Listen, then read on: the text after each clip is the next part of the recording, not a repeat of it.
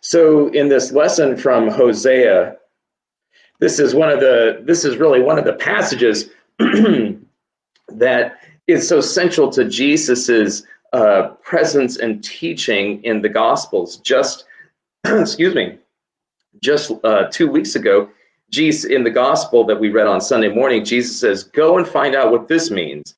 I desire mercy and not sacrifice." And this is the passage from Hosea that in the Gospel of Matthew that Jesus is referring to. It's the very last verse of today's reading in Hosea 6, chapter 6, verse 6.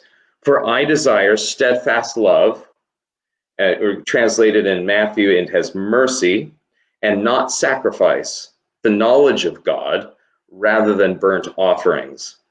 So Jesus basically refers to this passage as a fulfillment, or that he is the fulfillment of this passage.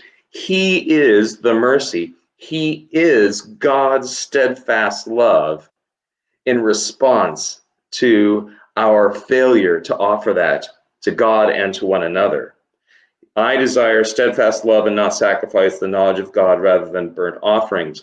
Jesus comes to show us God's steadfast love and to reveal the knowledge of God through his sacrifice on the cross, not our sacrifices to God. And since Jesus becomes the sacrifice that can actually give what God wants, the sacrifice of mercy, the sacrifice of love, the sacrifice of the knowledge of God and of his will for others, which is forgiveness.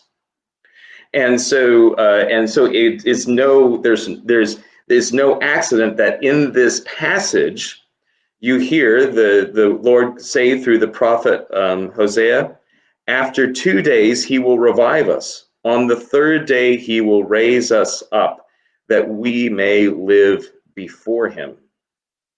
So in the passage, in Jesus's day, if you cited a passage like a verse, you were not only citing that verse, but you were citing the verses above and below. Basically, you're citing a passage. You were citing a context.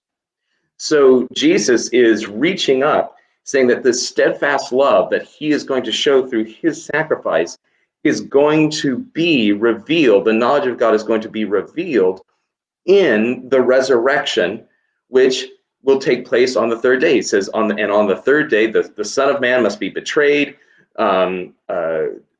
tortured, abused, tortured, and crucified, and die, and on the third day be raised up. He says this on the way to Jerusalem to his disciples. They don't understand it because they're not keying into the context of Hosea.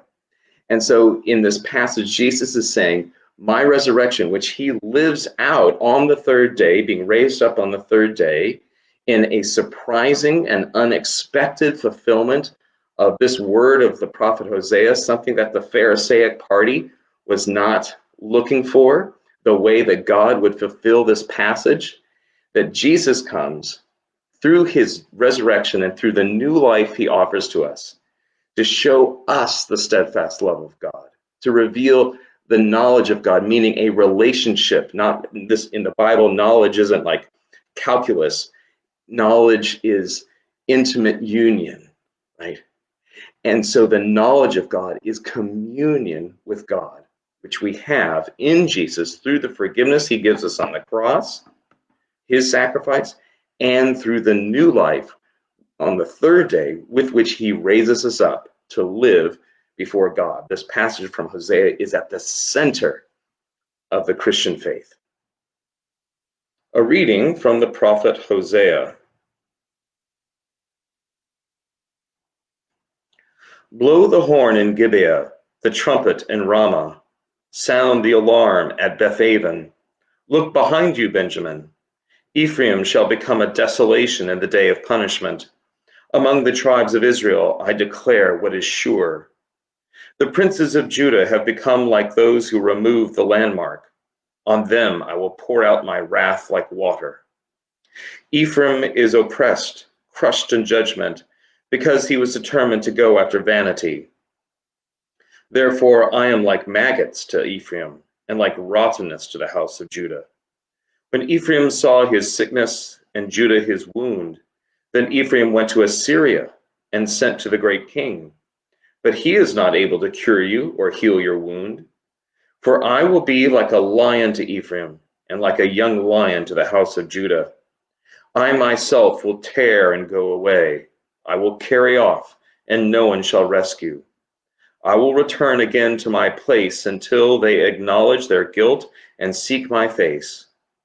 In their distress they will beg my favor. Come, let us return to the Lord, for it is he who is torn, and he will heal us. He has struck down, and he will bind us up. After 2 days he will revive us.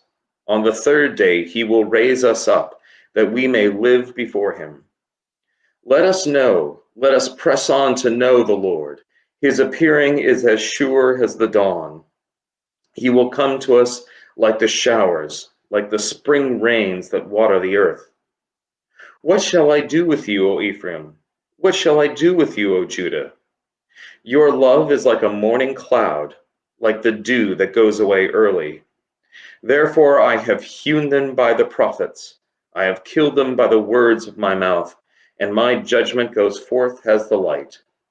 For I desire steadfast love and not sacrifice, the knowledge of God rather than burnt offerings. The word of the Lord. Thanks be to God.